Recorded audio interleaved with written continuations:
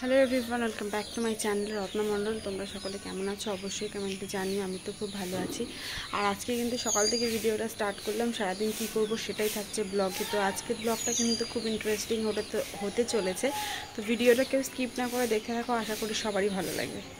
সুন্দর একটা প্রাকৃতিক পরিবেশের মধ্যে দিয়ে আমি কিন্তু টুকটুক করে এগোচ্ছি। দেখতেই পারছো চারিদিকটা কি সুন্দর লাগছে। আর আজকে ড্রাইভিং করছে আমার ভাই, তার মানে আমি পিছনে বসে তোমাদের সাথে এত সুন্দর দৃশ্যটা স্মৃতি রাখবো বলেই ভিডিও ক্লিপ নিচ্ছি। আর আমি কিন্তু ফার্স্টে ভাইকে গাড়িটা চালাতে দিয়েছিলাম, ও অনেকটা চালিয়েছে। দেন ভাবলাম আমিও একটু চালাই, কারণ সামনেই যশোর রোড। তো যশোর রোডের উপর থেকে গাড়ি নিয়ে যাওয়াটা কিন্তু প্রচুর রিস্কের একটা বিষয়। সেই কারণে যশোর রোডের উপর থেকে গাড়িটা ভাইকে নিতে দিইনি, আমিই নিয়ে যাচ্ছিলাম। তো দেখতেই পারছো চারিদিকে খুব সুন্দর প্রাকৃতিক পরিবেশ। আর আমি না রাত্রের থেকে দিনে বেরোতে বেশি ভালোবাসি।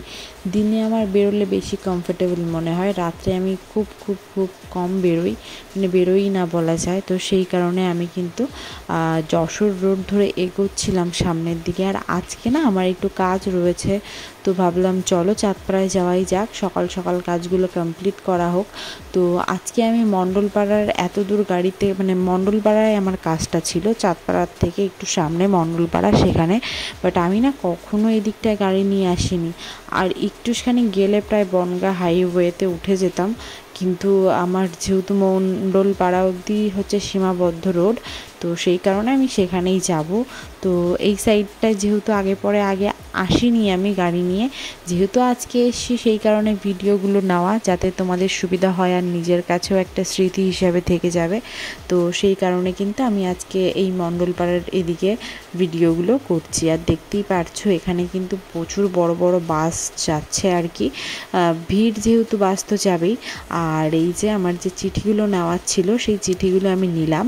নেওয়ার পর চাঁদপাড়ার যে পেট্রোল পাম্প, এটা হচ্ছে তোমার বনগাঁ রোডের কাছাকাছি, সেখান থেকে আমি পেট্রোলটা ভরে নিলাম।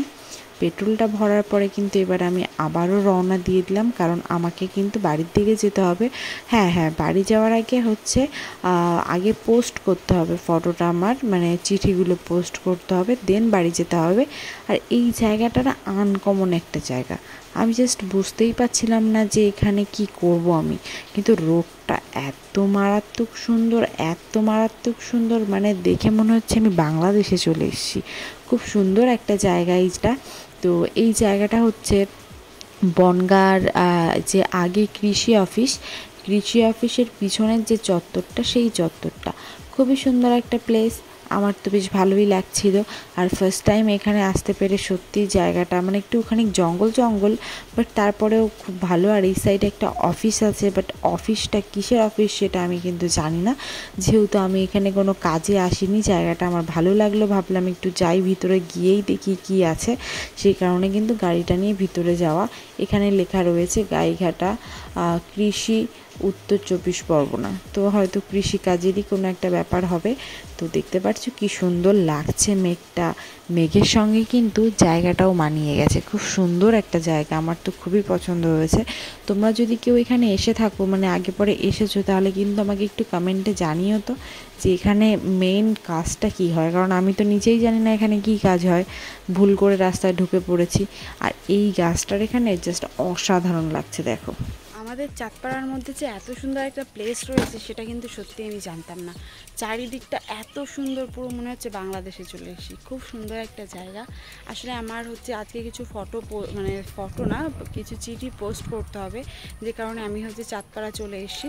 চিঠিগুলো নেওয়া হয়ে গেছে, বাট এখন একটা ব্যাপার হচ্ছে কি 10:30টার আগে তো কোনো পোস্ট অফিস খুলবে না, এর জন্য আমার দাঁড়িয়ে থাকতে হবে। তো সেই কারণে আমি ভাবলাম যে না, আজকে দেখি এই রোডটা ঢুকেই দেখি। কখনো ঢুকিনি, তো রোডটায় ঢুকে তো জাস্ট অবাক হয়ে গেছি, এত সুন্দর একটা প্লেস। তো চলো তোমাদেরও খুব সুন্দর করে দেখাই যে জায়গাটা কেমন। দেখো, অনেকক্ষণই এখানে সময় কাটালাম।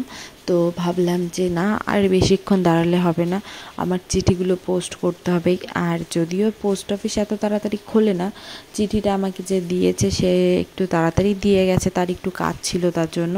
তো সেই কারণে ভাবলাম একটু এখানে সময় কাটাই। মাথায় বারবার ঘুরছিল যে না, চিঠিটা পোস্ট করতে হবে। ফাইনালি কখন যে পোস্ট করব সেটা আমি জানি না, আর ভগবান জানে শুধু। আর আমি তো জায়গাটায় এসে জাস্ট মানে ভিডিও ফটো তুলে পেয়েই যাচ্ছি এত প্রাকৃতিক পরিবেশ, মানে আমি যদিও প্রাকৃতিক পরিবেশ খুব ভালোবাসি। আর আমি একটা জিনিস বুঝতে পারছিলাম না, এখানে গোল এইটা জানলার মতো কিসের জন্য রাখা হয়েছে, মানে এটা কি ডিজাইন দিয়ে কিছু বানাতে চেয়েছিল না কি, আমি নিজেই বুঝতে পারছিলাম না। আমার চুলে না প্রচুর হেয়ার ফল হচ্ছে, তোমাদের যদি কোনো হেয়ার ফলের টিপস থাকে অবশ্যই আমি একটু জানিও তো। চুলে না প্রচুর পরিমাণ হেয়ার ফল হচ্ছে, কি জানি কি করব কিছুই বুঝতে পারছি না। আমার চুলগুলোতে সবাই নজর দিয়ে দিয়ে পুরো নষ্ট করে ফেলেছে, যত্ন নেওয়া হয় না, আর আমি অতটা যত্ন নিতেও পারি না, কি করব বলো। আর আকাশের উপরে মেঘ, মানে আকাশের উপরে মেঘ, মেঘের মধ্যে সূর্য মামা উঠে গেছে, কারণ এখন প্রায় 10:30টার মতন বাজে। এবার আমাকে হেঁটে হেঁটে যেতে হচ্ছে পোস্ট অফিসে, মানে আমি ওখান থেকে বেরিয়ে আর কোনো ভিডিও ক্লিপ নিইনি, একবারে ভাবলাম পোস্ট অফিসে যাই, চিঠিগুলো পোস্ট করতে হবে। তো সেই কারণে চিঠি পোস্ট করা ছাড়া আমার পোস্ট অফিসে আরেকটু কাজ ছিল, তো সেই কারণে সেই কাজগুলো আমি কমপ্লিট করার পর ওখান থেকে বেরিয়ে একটা সবজির দোকান থেকে কিছু সবজি নিয়ে নিচ্ছি, কারণ বাড়িতে কোনো রকম সবজি নেই। আর যেহেতু আমার সবজি লাগবে, তো সেই কারণে এখান থেকে সবজি তো নেওয়াটা দরকারি। কিছু আলু নিলাম, অনেক কিছুই মোটামুটি নিলাম, কি কি নিলাম সেটা তো অবশ্যই তোমাদের সাথে শেয়ার করব। সবজি নেওয়ার পরে মনে পড়লো আমার তো খাতা শেষ হয়ে গেছে, তো আমি চলে আসলাম কিছু ড্রয়িং খাতা আর আমার কিছু খাতাপত্র নিলাম। নেওয়ার পর এখন আমাকে বাড়ির দিকে রওনা দিতে হবে, কারণ অনেকটা টাইম হয়ে গেল, সেই সকালবেলা বেরিয়েছি। সকালবেলা বেরোনোর পর থেকে এত কাজ এত কাজ আর কাজ, একটার পর একটা আর থামেই না। এবার আমি ভাইকে বললাম তুই চালা, আমি একটু পিছনে বসে হাওয়া খাই, কারণ আমার প্রচণ্ড পরিমাণ মাথা যন্ত্রণা করছিল, একটুও ভালো লাগছিল না। সেই কারণে ওই গাড়িটা চালাচ্ছিল আর আমি কিন্তু পিছনে বসে জাস্ট হাওয়াটাই খাচ্ছিলাম। এবার বাড়ির দিকে প্রায় চলেই যাচ্ছি, বাড়িতে গিয়ে ভিডিওটা কন্টিনিউ আশা করি আর হবে না, কারণ আজকে ব্লগটা অনেকটা বড় হয়ে গেছে, অনেকটা সেই সকাল থেকে মানে ভোরবেলার থেকে বাড়ির থেকে বেরোনোর থেকে ভিডিওটা স্টার্ট করে যাচ্ছি। তো আশা করি ভিডিওটা অনেকটাই বড় হয়ে গেছে। তো তোমাদের আমার এই ভিডিওটা ছোট্ট একটা ভিডিও বলতে পারো তোমাদের কাছে, বাট আমার এটা এডিট করে মিনিমাম কাটতে ফিরতে অনেকক্ষণই লাগলো। তো এই ভিডিওটা তোমাদের কেমন লাগলো সেটা কিন্তু অবশ্যই কমেন্টে জানিও। যদি ভালো লাগে একটা লাইক করো, কমেন্ট করো, শেয়ার করো। পরের ভিডিওতে আবার সবার সঙ্গে দেখা হচ্ছে, টাটা।